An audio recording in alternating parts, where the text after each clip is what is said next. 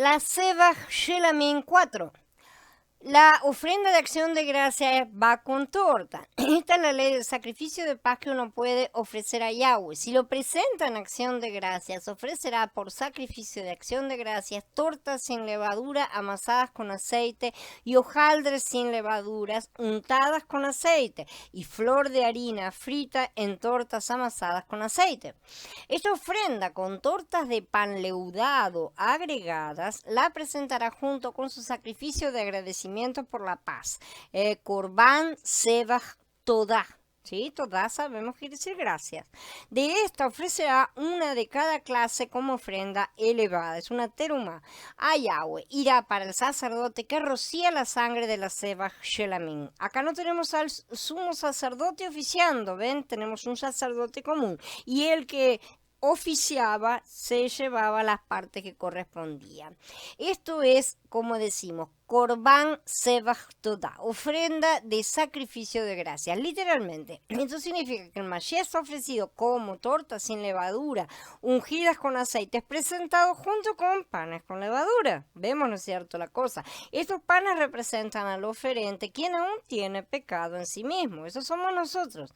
De cada uno de los tipos de panes, excepto el leudado, ¿no es cierto?, se presentaba uno de cada tipo en el altar. O sea, la persona llevaba los tipos solicitados como están descritos, llevaba varios panes de cada uno y llevaba también pan leudado. El pan leudado es el único que no va sobre el altar, ¿sí? Esta ofrenda era elevada o mecida junto al altar del holocausto. De esta manera se la presentaba primeramente al Adón y luego quedaba para el sacerdote. En ese momento, habiendo sido ya elevada, se había transformado en cosa santísima, que la vamos a escuchar esta expresión un montón de veces, y esa era apta únicamente para el consumo de los sacerdotes. El pan con levadura no podía pasar por el fuego por el altar, ¿no es cierto?, porque en Vayikra 2 dice, ninguna ofrenda que presentes a Yahweh deberá estar hecha con levadura, porque ninguna levadura ni miel puede convertirse en humo como ofrenda encendida para Yahweh. Como ya hemos visto,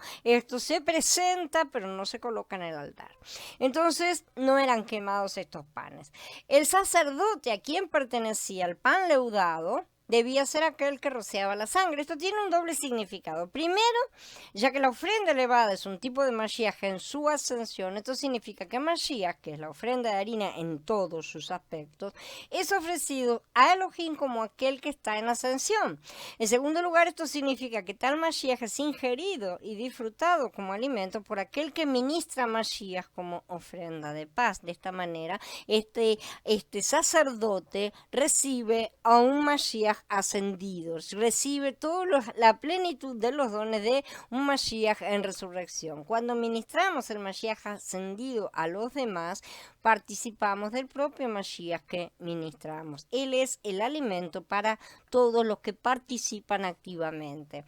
Elohim ha alejado de su vista nuestro pecado para siempre. No olvidemos esto. Aunque el pecado esté en nosotros, no reposan sobre él sus miradas están sobre la sangre, sabemos. Por esto puede permitirnos tener una más íntima comunión con él. Pero si dejamos al pecado que está en nosotros desarrollarse y crecer bajo la forma de pecados, ¿no es cierto?, en plural, esos frutos, entonces es preciso que haya confesión, perdón y purificación antes de que podamos comer nuevamente de la carne del sacrificio de las paces, ¿sí? La exclusión del adorador a causa de las inmundicias señaladas en el ceremonial responde ahora a la privación de la comunión en el creyente. Ahora es cuando se nos priva de esa comunión a causa de pecados no confesados.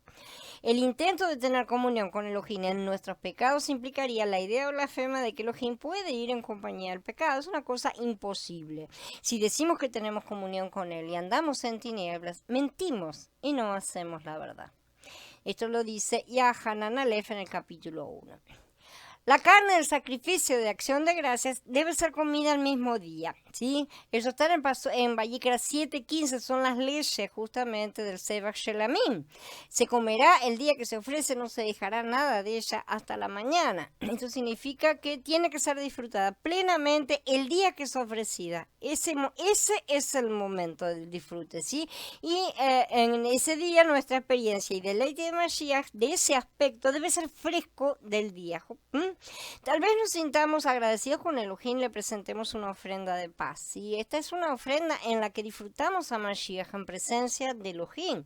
Sin embargo, la ofrenda de paz en acción de gracias es una ofrenda más débil y su deleite no dura de un día para el otro. La acción de gracias debe ser completada en el mismo día. Debemos disfrutarlo día a día, digamos. Esta orden tenía una buena razón de ser. Primero, por un lado, promovía la higiene, las relaciones sociales y la liberalidad para con los pobres. Estos puntos son interesantes, ¿no es cierto? Porque trae consecuencias que son positivas y que uno tal vez no las vería a primera vista en el primer momento. De estas tres razones, la primera es la más importante, ¿no es cierto? La higiene.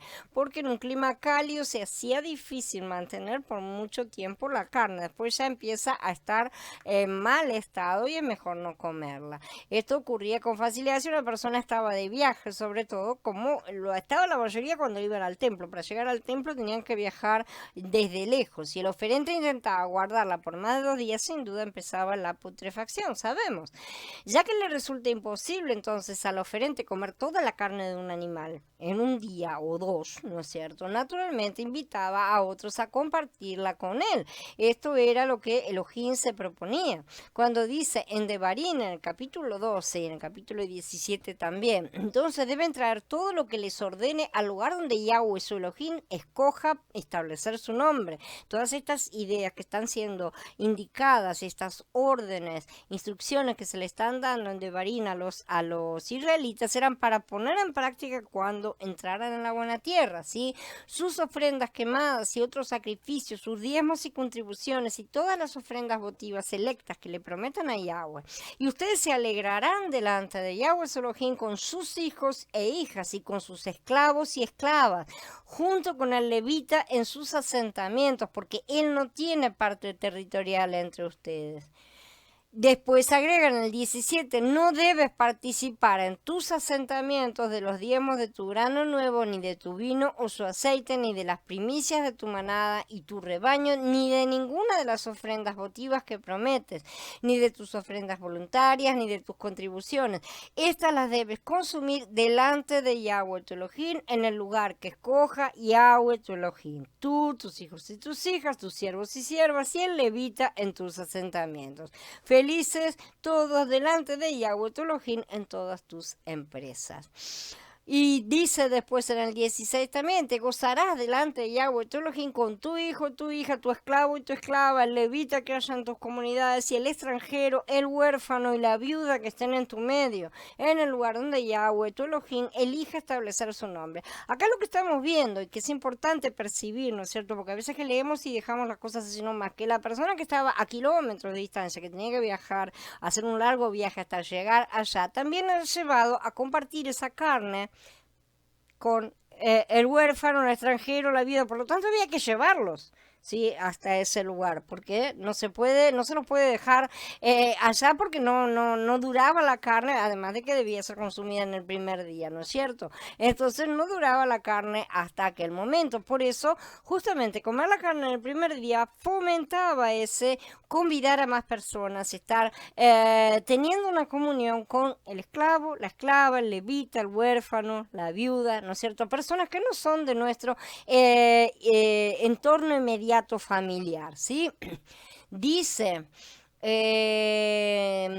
me acuerdo de estas cosas y derramo mi alma dentro de mí, de cómo yo fui con la multitud y la conduje hasta la casa de Elohim, entre voces de alegría y de alabanza del pueblo en fiesta. Esto está en el Mismor 42 y esto describe a la multitud alegre yendo al templo a festejar con Yahweh. Y Yeshayahu 30 dice, pero para ustedes habrá canciones como la noche en que se celebra una fiesta sagrada, habrá regocijo como cuando marchan con flauta, con panderos y con liras a la roca de Israel en el monte de Yahweh. Era una ocasión impresionante de alegría y todo el mundo rebosaba gozo, era toda una verdadera fiesta. La presencia del levita invitado le daba a la fiesta cierta dignidad justamente y proporcionaba una oportunidad para que éste instruyera a la familia y a todos los que estuvieran ahí convidados en esos grupos, ¿no es cierto? Podía estar enseñándoles cosas. Las riquezas del mundo no están repartidas de forma pareja. Algunos tienen menos de lo que necesitan, otros tienen mucho más. Elohim manda a los que tienen que compartan con los que no tienen. Sin embargo, si hay una persona necesitada entre ustedes, uno de tus parientes en cualquiera de tus asentamientos en la tierra que Yahweh tu Elohim te está dando, no endurezcas tu corazón ni cierres tu mano contra tu pariente necesitado. Más bien, debes abrir tu mano y prestarle lo suficiente para cualquier necesidad. Cuídate de abrigar este bajo pensamiento. El año séptimo, el año del perdón, se acerca, de modo que seas tacaño con tu pariente necesitado y no le des nada. Él clamará a Yahweh contra ti e incurrirás en culpa. Dale algo enseguida y no te pese cuando lo hagas, porque a cambio Yahweh tu Elohim te bendecirá en todos tus esfuerzos y en todas tus empresas, porque nunca dejará de haber necesitados en tu tierra, por lo cual te mando, ábrele tu mano al pariente pobre y necesitado de tu tierra. Entre los que eran pobres en bienes terrenales estaban los levitas, justamente, por eso se los debía recordar. Y ustedes se alegrarán delante de Yahweh Elohim con sus hijos e hijas y esclavos y esclavas junto con el levita en sus asentamientos, porque él no tiene parte territorial entre ustedes. O sea, él no tenía la posibilidad de trabajar la tierra siquiera. Estaba completamente separado para el servicio de Elohim y por ese motivo no tenía la oportunidad de, ni siquiera él ni nadie de su familia, digamos. O sea, no podía él ir y ser el pastor de la iglesia mientras su esposa trabajaba en otra cosa, sus hijos en otra y cumplían con todos los requisitos. No, nadie de la familia podía estar envuelta en esas cosas, tenían que estar separados. Asegúrate de no descuidar al levita mientras vivas en tu tierra, dice en Devarim. La instrucción de Mashiach de llamar a los pobres, los mancos, los cojos y los ciegos es cuando se hiciera una fiesta, responde a esto. Y al que lo había invitado le dijo, cuando ofrezcas una comida o una cena, no invites a tus amigos, ni a tus hermanos, ni a tus parientes, ni a tus vecinos ricos, no sea que ellos te vuelvan a invitar a ti y quedes recompensado. Pero cuando ofrezcas un banquete, invita a los pobres, a los mancos, a los cojos y a los ciegos, dijo él en Lucas 14. Esta es una reiteración de las órdenes de Moshe, como estamos viendo, y refuerza también las palabras de Yeshaya en el capítulo 58. No, el ayuno que yo deseo es este, desatar las ligaduras de maldad, soltar las ataduras del yugo para dejar libres a los oprimidos, romper todo yugo, es compartir tu pan con el hambriento y llevar a tu casa a los pobres, vestir a tu prójimo cuando lo veas desnudo y no ignorar a tus parientes.